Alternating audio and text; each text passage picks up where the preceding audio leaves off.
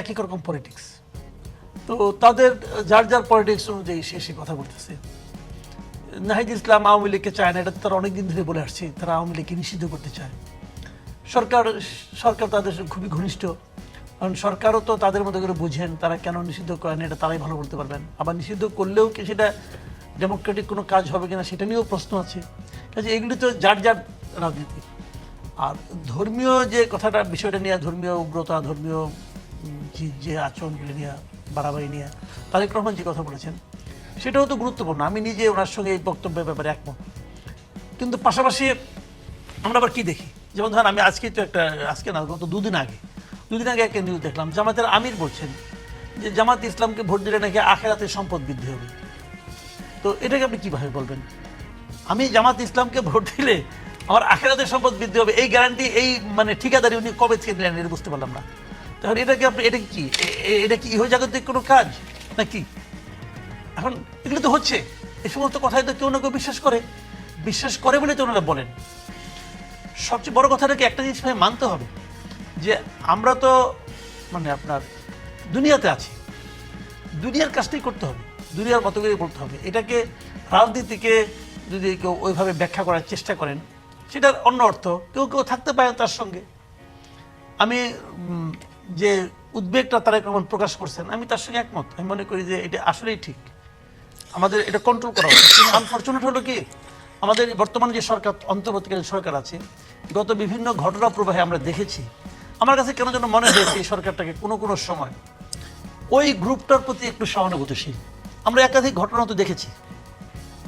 ওই গ্রুপটা বলতে মাসুদ কামাল যদি একটু ক্লারিফাই করতেন। হ্যাঁ, বলছি যে তৌহিদি জনতার প্রতি, তৌহিদি জনতা নামধারী যারা আছেন তাদের প্রতি এই সরকারকে আমার কাছে একটু সহানুভূতিশীল মনে হয়েছে।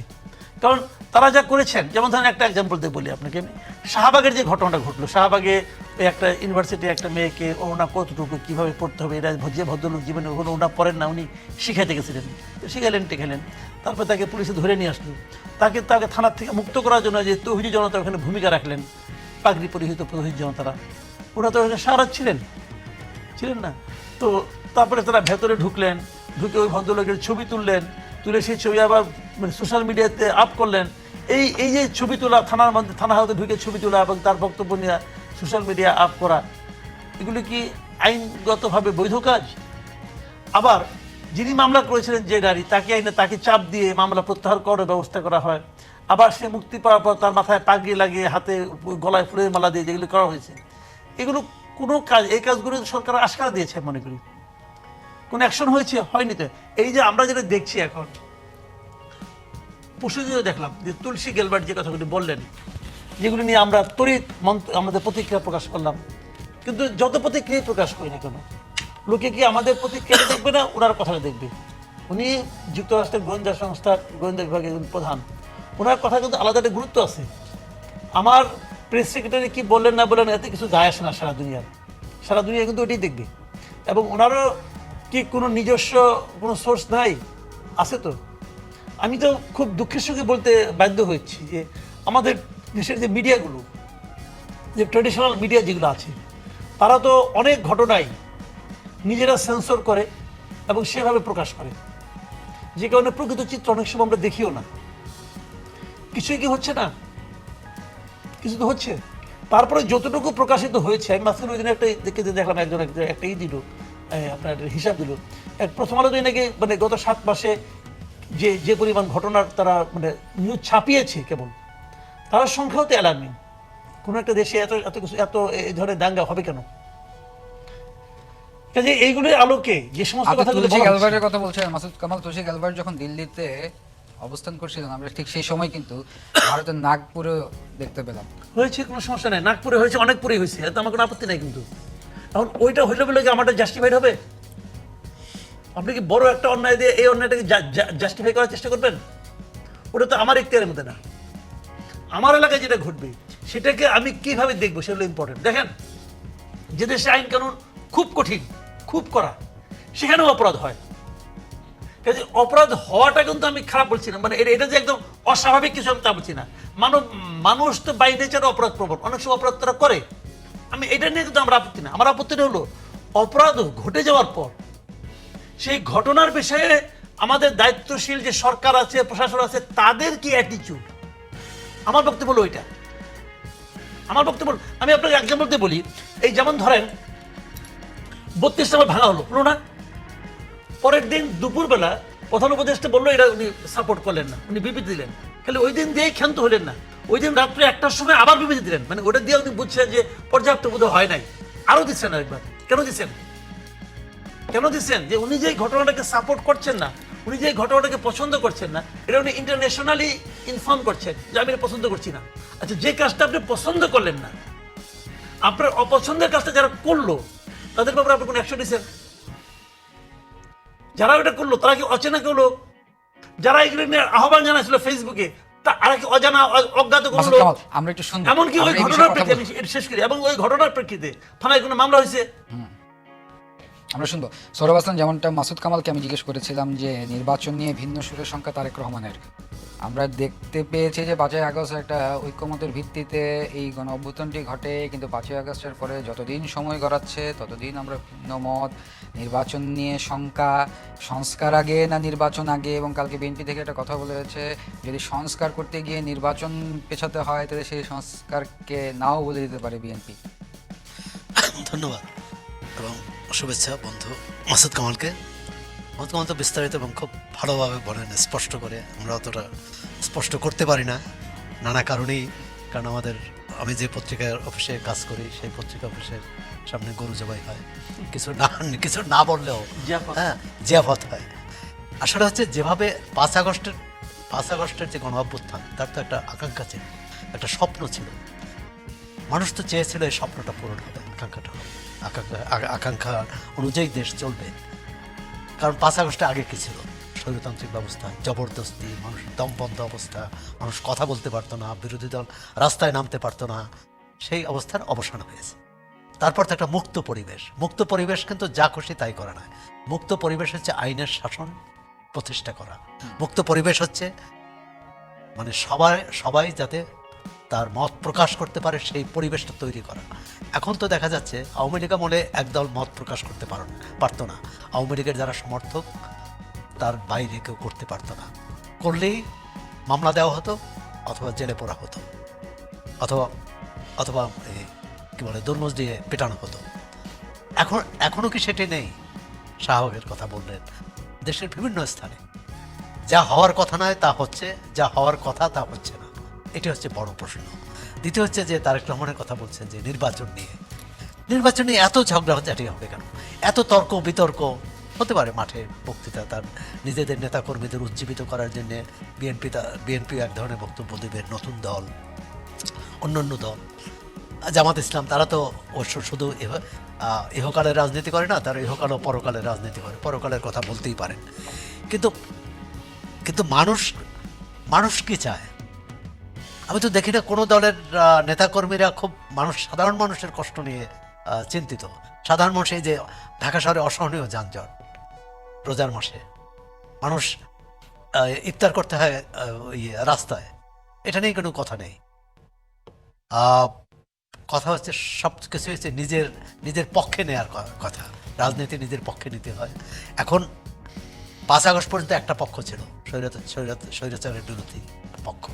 এখন তো বিভিন্ন পক্ষ হয়ে গেছে, স্বৈরাচার নাই, সুতরাং যে যার মতো করে। এবং বিপদ হয়তো যে যার মতো করে। অবশ্যই গণতান্ত্রিক সমাজে বহুমত বহুপথ থাকবে, বিরোধিতা থাকবে, তর্ক থাকবে, বিতর্ক থাকবে, কিন্তু যখন অন্যের মত জবরদস্তি করে বন্ধ করতে চায়, অন্যকে কথা বলতে দিতে চায় না। শাহবাগে দেখলাম যে শাহবাগেই করলো সরকার, সেখানে সভা সমাবেশ নিষিদ্ধ করলো। কিন্তু সভা সমাবেশ নিষিদ্ধ করার পর যারা ধর্ষণ বিরোধী যে প্ল্যাটফর্ম, তারা কর্মসূচি নিয়েছিল গণমিছিলের, সেই কর্মসূচি তারা প্রত্যাহার করেছে, তারা শহীদ মিনারে সমাবেশ করেছে। কিন্তু তাদের বিরুদ্ধে যে শক্তি, ইনকলাব মঞ্চ, সেখানে সমাবেশ করলো, কোনো সমস্যা নেই। এখন সরকার আইনের শাসন যদি চায়, সবার প্রতি তো সমান বিচার করতে হবে। সেটা বন্ধ তাহলে সবার জন্য। তাহলে ইনকলাব মঞ্চের প্রথম দায়িত্ব ছিল যে আদালতে একটা রিট করে, আদালত থেকে আদেশ নিয়ে তারপরে এটা করা, সেটা অন্যদের ক্ষেত্রেও। এখন নির্বাচন নিয়ে তো সংশয় সন্দেহ আছেই এখন পর্যন্ত। এবং প্রধান উপদেষ্টা তো আমি দেখেছি সবসময় বিদেশিদের সামনে নির্বাচনের কথা বেশি বলে, দেশি মানুষের সাথে খুব একটা নির্বাচনের কথা বলেন না, যদিও পুলিশের সামনে বলছে নির্বাচনের প্রস্তুতি নিতে হবে, খুব ভালো কথা। এখন দুটো প্রধান উপদেষ্টা বা সরকার একটা খুবই মানে কি বলবো চাতুর্যপূর্ণ অবস্থান নিয়েছে, বা একটা বেশ কৌশলগত অবস্থান নিয়েছে। কৌশলগত অবস্থানটা হচ্ছে রাজনৈতিক দলগুলো একমত হয়ে আসো, তারপর নির্বাচনের তারিখ। আর এই অন্তর্বর্তী সরকারের দায়িত্ব হচ্ছে নির্বাচনের তারিখ ঘোষণা করা, নির্বাচনটা করা, নির্বাচন করলে তারিখ উনি ঘোষণা তো করতে প্রধান হবে। উপদেষ্টার তরফ থেকে তো একটা টেন্টেটিভ ডেট অ্যানাউন্স না টেন্টেটিভ না, কেন নির্বাচন যে কোনো কারণে, জিয়া রহমানের সময় হয়েছে, এরশাদের সময় হয়েছে, নির্বাচনের তারিখ ঘোষণা করে বিরোধী দলকে তখন তো বিরোধী দল এবং সরকার ছিল, তাদের আহ্বান জানিয়েছে তোমরা নির্বাচনে আসো। বিরোধী দল অনেকগুলো শর্ত দিয়েছে যে এই তারিখে নির্বাচন করা সম্ভব না। এমনকি 2008-এ যে নির্বাচন হয়েছে সেই নির্বাচন একদিন পেছানো হয়েছে খালেদা জিয়ার আপত্তির কারণে। খালেদা জিয়া বলছেন 28 তারিখ নির্বাচন করতে পারবো না, 29 তারিখ নির্বাচন হয়েছে। মানে এটা তো না, সরকার ঠিক করবে যে আমরা 2025 সালের 31শে ডিসেম্বরের মধ্যে নির্বাচন করতে চাই। তারপর রাজনৈতিক দলগুলো কি বলুক, এবং নির্বাচন উনি তারিখ ঘোষণা করার পর বলুক যে নির্বাচন করতে হলে এই করতে হবে তোমাদের। রাজনৈতিক দলগুলোর উপর ওপেন তাদের চ্যালেঞ্জ দেখ যে এই কাজগুলো তোমরা একমত হয়ে আসো। এখন তোমরা একমত হবে, তারপর আমি নির্বাচন তারিখ ঘোষণা করবো। ধরেন একমত হলো না, তাহলে নির্বাচন হবে না। 25, 26, 27 মানুষের মধ্যে এই কারণে সংশয়। এ কারণে দুটো বিষয় প্রতিদিনই এই একই কথা বলতে হয়। আমি মনে করি যে সরকারের নিয়ত ঠিক করতে হবে যে তারা কবে নির্বাচনটা চান। সরকারের দায়িত্ব না যে রাজনৈতিক দলগুলো কবে ঠিক হবে, কবে ঐকমত্য প্রকাশ করবে, তারপর নির্বাচনের তারিখ ঘোষণা করে এই একটি সুষ্ঠু নির্বাচনের যা যা করা প্রয়োজন সেটি করবে। পুলিশকে তো নির্দিষ্টভাবে নির্দেশনা দিয়েছে, প্রশাসনকে নির্দেশনা দেয়। রাজনৈতিক দলগুলো ঠিক করুক তাদের যে করণীয়। নির্বাচন কমিশন প্রথমত হচ্ছে একটা নির্বাচন সংস্কার কমিশন করলো। সরকারের অনেকগুলো ব্যাপার দ্বিচারিতা, মানে স্ববিরোধিতা। নির্বাচন সংস্কার কমিশন করলো যে নতুন করে সাবেক স্বৈরাচারী সরকার যে আইন করেছে সেই আইন দিয়ে নির্বাচন কমিশন হবে না। সংস্কার কমিশন অনেকগুলো প্রস্তাব দিল, তার আগেই নির্বাচন গঠন করলো আগের আইনে। আচ্ছা, তারপর নির্বাচন সংস্কার কমিশন বলল যে নতুন দল নিবন্ধনের ক্ষেত্রে যে সব শর্ত দেওয়া হয়েছে এটা খুব কঠিন হয়ে গেছে, এবং অনেক দল এই 15 বছরে অনেক দল কিছু কিছু জায়গায় দ্বিমত পোষণ করেছেন নির্বাচন কমিশন এই সংস্কারের। সেটা আসে পরে বলছে যে এটা কঠিন হয়েছে, শর্তটা শিথিল করা হোক। তারপর দেখুন সেটা আদালত পর্যন্ত গিয়েছে, আদালত এখন স্থগিত করে দিয়েছে। এখন তো বলতে পারে যে কোটা বিরোধী আন্দোলনের মতো, যেটা আদালত করছে আমাদের কিছু করণীয় নাই। তো এরকম যদি কোনো একটা আদালত থেকে নিষেধাজ্ঞা নিতে পারে, তাহলে তো নির্বাচন আমার মনে হয় যে 26-এও হবে না, 25 তো অনেক দূরের কথা। সোহরাব হাসান, আমাদের একটা বিরতি সময় হয়েছে, বিরতি থেকে ফিরে এসে আমরা এই আলোচনা করবো। প্রিয় দর্শক, সংবাদ সম্প্রসারণে একটি বিরতির সময় হয়েছে, সঙ্গেই থাকুন। বিরতির পর আবারও স্বাগত সংবাদ সম্প্রসারণে। আমাদের সাথে স্টুডিওতে আছেন প্রথম আলো যুগ্ম সম্পাদক সোহরাব হাসান এবং সিনিয়র সাংবাদিক মাসুদ কামাল। আমরা বিরতির আগে সোহরাব হাসানের সাথে কথা বলছিলাম। সোহরাব হাসান যেটা বলছিলেন যে সরকারের নিয়ত ঠিক করতে হবে নির্বাচন নিয়ে। আমার প্রশ্ন হচ্ছে, আপনার কি একই জিনিস মনে হয় যে সরকারের নিয়তে কোনো গাফিলতি হচ্ছে নির্বাচন নিয়ে? এবং আরেকটি প্রশ্ন যেটা উনি বলছেন যে আমরা প্রায়শই দেখি যে বিদেশি মেহমানদের সামনে নির্বাচন নিয়ে কথা বলেন, যেটা সোহরাব বলছেন দেশের মানুষের সামনে চেয়ে বেশি বিদেশি মেহমানদের সামনে নির্বাচনের কবে হবে এই নিয়ে কথা বলেন প্রধান উপদেষ্টা। একটু জানতে চাই। না, ওনাদের নিয়তের ঝামেলা আছে কিনা আছে এটা তো আমি আসলে বলতে পারবো না, কারণ ওনাদের ব্যাপার এটা। ওনারা কোন নিয়তে কী করেন এটা ওনারা ভালো বলতে পারবেন, আমি তো অন্তর্যামী না। তবে আমি একজন সাধারণ নাগরিক হিসেবে ওনাদের কর্মকাণ্ডগুলোকে আমার কাছে লজিক্যাল মনে হয় না, আমার কাছে গ্রহণযোগ্য মনে হয় না। সোহরাব ভাই যে কথাটা বলেন আমি কিন্তু ওনার সঙ্গে এই ব্যাপারে সম্পূর্ণই একমত, যে রাজনৈতিক দলগুলোর সঙ্গে একমত হতে পারলে উনি নির্বাচনের তারিখ ঘোষণা করবেন। তো নির্বাচনটা এখানে রাজনৈতিক দলগুলোর জন্য, নির্বাচনটা কি আমরা যারা ভোটার আমাদের জন্য না? আমরা কি নির্বাচনের একটা পার্ট না? আমাদের সঙ্গে কথা বলছেন, কাজে এটা তো হিসাবটা হলো গিয়ে যে নির্বাচন নিয়ে তো গণ্ডগোল হবে। যেমন ধরেন যে দলটা নাকি জিতবে না, যে মনে করতেছে নির্বাচনটা যদি ডিসেম্বরে না হয়ে 1 বছর পরে হয়, তাহলে আমি আর একটু ঘরটর গুছিয়ে নিতে পারবো, আমি আর একটু ভালো করতে পারবো। সে বলবে আমি আপনার সঙ্গে একমত না, আমার একমত হতে একটু সময় লাগবে। তাহলে আপনি কী করবেন? তখন বলবেন যে ও তো একমত হয় নাই, অতএব আমরা পিছিয়ে দিলাম। সোহরাব ভাই এই পয়েন্টটাই বলছেন, ভ্যালিড পয়েন্ট, এটা খুবই ভ্যালিড পয়েন্ট। আর 2 নম্বর কথা হলো, আপনাদের এটা কাজ না। বারবার বলতেছেন যে আমি আগে সংস্কার করব, সংস্কার করার পর আমি নির্বাচন করব। আমি সবিনয়ে প্রশ্ন করতে চাই, এই সংস্কার করার এখতিয়ার আপনারা কে দিছে? সংস্কার যে আপনি করবেন এর এখতিয়ারটা আপনাকে কে দিয়েছে? কেন এটা ঐক্যমতের ভিত্তিতে কে সরকার কে হয়েছে না? কার ঐক্যমত ভাই? কার ঐক্যমত? প্রত্যেকটা পলিটিক্যাল পার্টি পলিটিক্যাল পার্টি দেশের মালিক, দেশের মালিক তো জনগণ। কিন্তু জনগণ তো না করেন নাই কে না করলাম? আমি না ক্ষমতায় করলাম, নিন। আমি জনগণ আমি না করলাম, তো কি হবে? আমি আপনার সামনে ওপেন না করলাম যে আমি ওনার মনে করি ওনারা এই মেজরিটি তো না করে নাই মাসুদ কামাল, হ্যাঁ মেজরিটি তো ওনাকে মেজরিটি আপনি ই করলেন কি দিয়ে, মাপলেন কি দিয়ে? ভোট করছেন, গণভোট করছেন? মেজরিটি কে? ঢাকায় যারা সচিবালয় যায় তারাই কি তাদের এক ভোট, ইউনুস সাহেবের এক ভোট, আর গ্রামের যে কৃষক তারও এক ভোট। তো উনি ভাবলে হবে, উনাকেও ভাবতে হবে। যে কারণে এই ধরনের বেসিক ডিসিশন যেগুলো, সংস্কার মানে কি, একটা সিস্টেমকে আপনি চেঞ্জ করতে চাচ্ছেন, সেই সিদ্ধান্ত নেওয়ার ক্ষমতা একমাত্র জনগণের আছে। এখন জনগণ তো সবাই আসবে না, তাহলে কি হবে? জনপ্রতিনিধিরা আছে, সংস্কার করবে জনপ্রতিনিধিরা, এনজিওরা না, বিদেশের অধ্যাপকরা এসে না, জনগণ করবে, জনগণের পক্ষ থেকে জনপ্রতিনিধিরা করবে। ওনাদের সংস্কার করে এখতিয়ার কে দিছে? ওদের নাই তো এখতিয়ার, এটা গাইড জুড়ে করতেছে। এবং যে সংস্কার কমিশনগুলি করছে, আমার কাছে তো একটা কমিশনকে আপনার তো মার্ক করা হয় না। আপনি দেখেন নাই জনপ্রশাসন সংস্কার কমিশনে এক লোক গেছিল, এক ছাত্র তো প্রত্যেকটা কমিশনে, ওর কি ওই মেধা আছে, ওর বয়স হয়েছে, এটা ওই অভিজ্ঞতা আছে আছে তারপরে সেই কমিশন কি রেজি দিছে, দেশটাকে কয়েকটা প্রদেশে ভাগ করবে।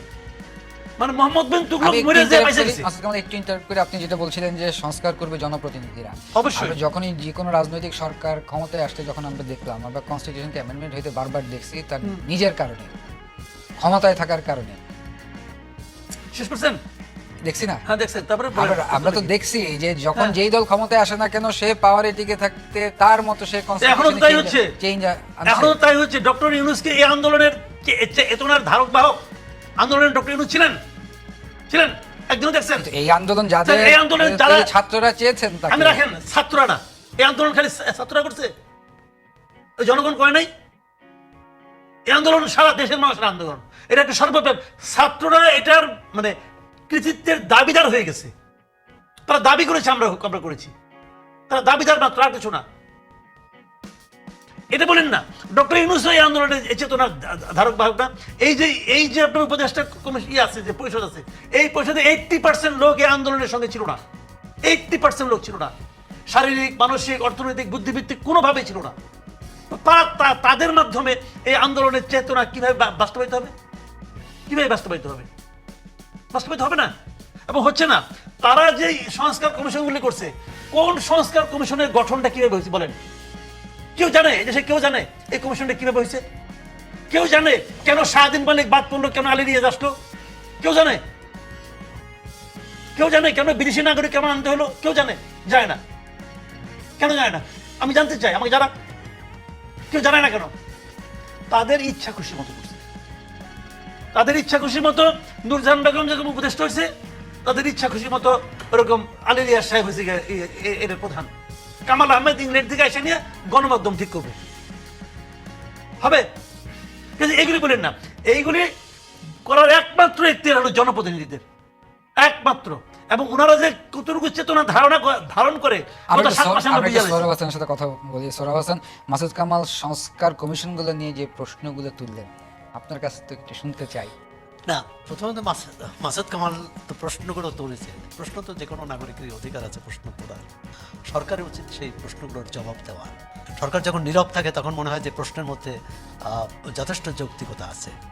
এই প্রশ্ন অনেকেরই, কিন্তু আমি আর এখন কমিশন যেহেতু প্রতিবেদন দিয়ে ফেলছে, প্রথম 6টি কমিশন, সুতরাং এই কমিশন গঠন বা তারা কি করেছে সেটি ওই পুরনো বিতর্কের চেয়ে নতুন বিতর্ক। এই কমিশনের প্রতিবেদনগুলো কি রাজনৈতিক দল বা জনগণকে ঐক্যবদ্ধ করতে পারবে, একটা যৌক্তিক সমাধানে নিতে পারবে কিনা? যদি পারে তাহলে আমাদের আপত্তি, আমাদের বিতর্ক, আমাদের প্রতিবাদ এক ধরনের অসার প্রমাণিত হবে। আর যদি না পারে তখন কিন্তু এই সরকারকে জবাবদিহি করতে হবে। প্রথমত হচ্ছে সরকার, মাসুদ কামাল বলছে যে এই সরকার কে এনেছে, তাকে কে দায়িত্ব দিয়েছে? এই সরকার গণ অভ্যুত্থানের মধ্য দিয়ে এসেছে। যারাই তাদের নাম প্রস্তাব করুক না কেন, এখন গণ অভ্যুত্থানে তো একটা আকাঙ্ক্ষা থাকে, যেমন নির্বাচিত সরকারের কাছে আকাঙ্ক্ষা থাকে। আমরা এই 53 বছর ধরে নির্বাচিত সরকারগুলোর দেখেছি যে নির্বাচন সরকারগুলো জনগণের আকাঙ্ক্ষা পূরণ করতে পারেনি। এখন অনির্বাচিত সরকার, অন্তর্বর্তী সরকার, গণ অভ্যুত্থানের মধ্য দিয়ে আসা সরকার তার প্রধান কাজ কি? এক হচ্ছে তারা যতদিন আছে আইনশৃঙ্খলা ঠিক রাখা, দ্বিতীয়ত হচ্ছে মানুষ যাতে সহনীয়, মানে নিত্যপণ্যের দাম বা অর্থনীতি একটা সহনীয় অবস্থায় রাখা। অর্থনীতি হয়তো কিছুটা করতে পারে, কিছুটা সহনীয় অবস্থায় নিয়ে আসতে পেরেছে, অন্তত ব্যাংকিং খাতে একটা শৃঙ্খলা নিয়ে এসেছে, এটা সত্য। কিন্তু আইনশৃঙ্খলা তো কোনো উন্নতি হয়নি, স্বীকার করতে হবে। সেক্ষেত্রে শুধু পুলিশ নয়, এতদিন আমরা কি করলাম? এতদিন সরকারের নীতি নির্ধারকরা পুলিশ বাহিনী সব স্বৈরাচারের দোষর এবং তাদের দিয়ে কোনো কাজ হবে না, এরাই হচ্ছে আইনশৃঙ্খলার উন্নতি না হওয়ার প্রধান অন্তরায়। আর প্রধান উপদেষ্টা বললেন এই পুলিশই হচ্ছে দেশের প্রধান হ্যান্ডগার্ড এবং তারাই হচ্ছে দেশকে সঠিক পথে নিয়ে যেতে পারে, এবং এক ধরনের তিনি তোয়াজও করছেন তাদের। এখন যে প্রশ্নটা আসছে, সরকার উপর দুটি দায়িত্ব, একটা হচ্ছে একটা সুষ্ঠু নির্বাচন করা, দ্বিতীয় হচ্ছে যে স্বৈরতান্ত্রিক ব্যবস্থা দেশে ছিল এটা পুনরাগমন না ঘটে এর নিশ্চয়তা। সেক্ষেত্রেই রাজনৈতিক দলগুলোর সাথে আলাপ আলোচনা, এবং সেক্ষেত্রে কিন্তু প্রতিটা বিষয় নিয়ে যদি আমরা তর্ক করি যে কবে আজ নির্বাচন না কাল নির্বাচন, আজ স্থানীয় সরকার না কাল জাতীয় সরকার, কোন নির্বাচন আগে হবে, নির্বাচন অন্তর্ভুক্তিমূলক বলতে কোনটা বোঝায়, আওয়ামী লীগকে নিয়ে না নিয়ে, এবার সরকার অনেকগুলো হচ্ছে আইনি ব্যাপার, অনেকগুলো হচ্ছে সরকার নির্বাহী সিদ্ধান্তের। এখন আওয়ামী লীগ যতদিন পর্যন্ত নিষিদ্ধ না হয়, আপনি বলতে পারেন না যে আওয়ামী লীগ নির্বাচনে আসতে পারবে না। কোনো দল দাবি করতে পারে, অনেক দল যারা সেকুলার দল, তারা তো বলে দেশে ধর্মীয় দলই থাকা উচিত না, কারণ বাংলাদেশ সংবিধানে প্রথম ধর্মীয় দল ছিল না, প্রথম ওই 72-এর সংবিধানে, পরবর্তীকালে এটা 75-এর পর এটা সংশোধন করা হয়েছে। এখন রাজনীতির মাঠে যে কেউ বলতে পারে, কিন্তু যেখানে সরকারকে সিদ্ধান্ত নিতে হবে, কিন্তু সব মত পথের মানুষকে একত্র করে মানুষের কথা বিবেচনায় এনে, এর অর্থ না সবার দাবি আবার মানতে পারবে, সিদ্ধান্ত একটা নিতে হবে, নির্বাচনে একটা তারিখ ঘোষণা করতে হবে। আর নির্বাচনটি কোনটি হবে, জুলাই ঘোষণাপত্র বা জুলাই সনদ নিয়ে এত কথা হচ্ছে, কিন্তু এখন পর্যন্ত এটা হলো না। কেন হলো না? মানে অনেকগুলো সরকার। আমরা একটা বিরতিতে যাই। সোহরাব হাসান, প্রিয় দর্শক, সংবাদ সম্প্রসারণ আরেকটি বিরতির সময় হয়েছে, সঙ্গেই থাকুন। বিরতির পর আবারও স্বাগত। সংবাদ সম্প্রসারণে স্টুডিওতে আছেন সোহরাব হাসান এবং মাসুদ কামাল। এবার আমরা একটু আরসা রিলেটেড কথা বলতে চাই। আপনি জানেন যে আরসার নেতা আতাউল্লাহকে নারায়ণগঞ্জ থেকে গ্রেফতার করা হয় এবং আরসার কিছু সদস্যদের ময়মনসিংহ থেকে গ্রেফতার করা হয়। আমার প্রশ্ন হচ্ছে, এরা নারায়ণগঞ্জ এবং ময়মনসিংহে আসলো কিভাবে? গাড়িতে করে আসছে, কিন্তু সমস্যা হচ্ছেন আপনি প্রথম দেখবেন হলো যে এরা বর্ডার থেকে ভেতরে ঢুকলো কি করে, ওইখানে লোক আছে। এখন একজন লোক যদি চট্টগ্রাম থেকে ঢাকায় আসে, তাহলে তো রাস্তা আটকাবে না। তাকে যদি কেউ চেনে, যদি পাবলিক ফিগার হয়, তার চেহারা যদি পরিচিত হয়, তাহলে অনেকে আটকাবে, জিজ্ঞেস করবে। এরা তো একে দেখে তো এর সঙ্গে তো আমাদের কোনো পরিচয় নাই, কাজে এখানে কেউ আটকাবে না। যে বাসা ভাড়া দিয়েছে উনিও তাকে চেনেন না, সাধারণ পাবলিক হিসেবে ভাড়া নিছে, অসুস্থ লোক হিসেবে বাসা ভাড়া নিছে, সঙ্গে 2-1 লোক আছে, তারা হেল্প করছে, হয়ে গেছে। ঘরের থেকে বেরোতো না, সারাদিন ঘরেই থাকতো। একদিন আমি পড়লাম নিউজটাতে, এই বাড়ির যে একজন লোক সে বলতে, আমি তো তার পিছনে নামাজও পড়ছে, সমস্যা নেই তো, মুসলমান নামাজ পড়তে সমস্যাটা কি? প্রবলেমটা হলো তাকে এখানে ঢুকতে দিল কে? তাকে বর্ডার থেকে বাংলাদেশের সীমান্তে ঢুকতে দিল কে? ওদেরকে ধরেন। ওই লোকগুলো তো ঢুকতে না দেওয়ার জন্য আমার আপনার কাছ থেকে বেতন নেয়, সেই লোকগুলোকে ধরেন। এদের অনেকের অলরেডি আইডি কার্ড হয়ে গেছে, তাদেরকে ধরেন। আর বাসা ভাড়া দেওয়ার সময় তো আইডি কার্ড, ন্যাশনালিটি তো দেওয়ার নিয়ম, এখানে কি সে দিছে কিনা এটা দেখা উচিত। না হলে বাইরে বলো তুমি ন্যাশনাল আইডি কার্ড না থেকে বাসা ভাড়া দিলা কেন, এই প্রশ্নগুলো করতে পারেন আপনি। তো এখন ওরা আমাদের এখানে আসছে তো, আমাদের দেশে তো অনেক তো লোক তো আসছে, আমাদের রোহিঙ্গারা আসছে না, তাদের সঙ্গে আসতে পারে, আসলে পরে হয়তো চলে এখানে আসছে। অনেক রোহিঙ্গারা যখন কক্সবাজার চট্টগ্রামে গেলে পাওয়া যায়, কেমনি আসতো? ওদের তো প্রোটেক্টেড মানে রাখা হয়েছে, একটা এরিয়াতে রাখা হয়েছে। তো ওখান থেকে তারা কী করে বেরোতে দিচ্ছে? যাদেরকে দায়িত্ব দেওয়া হয়েছে তুমি পাহারা দাও, সে পাহারা ঠিক মতো দেয় নাই, অথবা টাকা খেয়ে ছেড়ে দিছে। তো দুর্নীতি যখন সর্বব্যাপী, তখন আর আপনি এই যাত্রা বাড়ি আর আমার ময়মনসিংহ নিয়ে টাকা গেলাম কি? আমার বাড়ি ময়মনসিংহ, আপনি আমার দায়ী করতেছে ময়মনসিংহ লোকের, বুঝছেন না? ময়মনসিংহ নিয়ে টাটানি করেন না, না ঠিক আছে, সোহরাব হাসান যেটা মাসুদ কামাল বলছিল যে আমি যে প্রশ্নটা করলাম যে ঢুকলো কিভাবে, এটা তো সিকিউরিটি অ্যালার্মিং ইস্যু, এটা কনসার্ন যে কিভাবে ঢুকে গেল, ঢুকে শুধু মানে ওই জায়গাটা না, রাজধানীর কাছাকাছি অবস্থান। না, রাজধানী কেন, এটা খোদ রাজধানীতেও হতে পারতো, রাজধানীর কাছাকাছি না।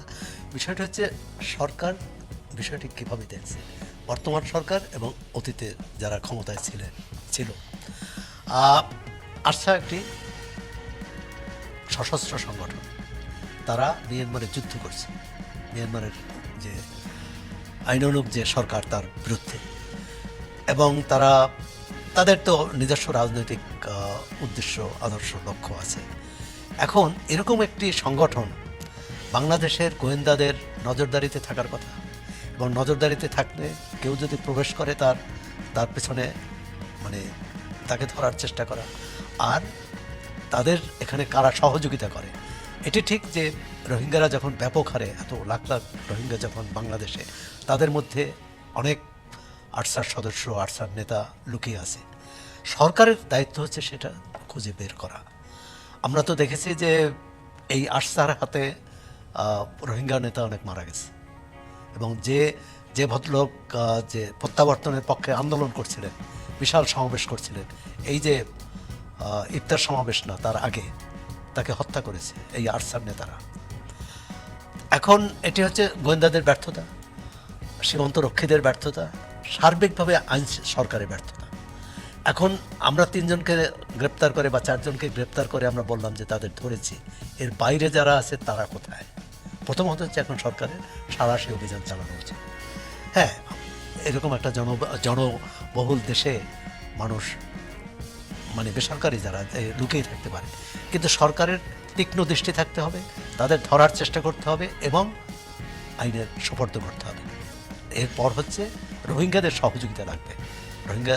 এখানে যারা রোহিঙ্গা আছে তারা সহযোগিতা না করলে কিন্তু এই আরসার তৎপরতা দুটো বিপজ্জনক। আপনি এরা কবে ফেরত যাবে তার চেয়ে উদ্বেগের বিষয় যে মাদক এবং অস্ত্র,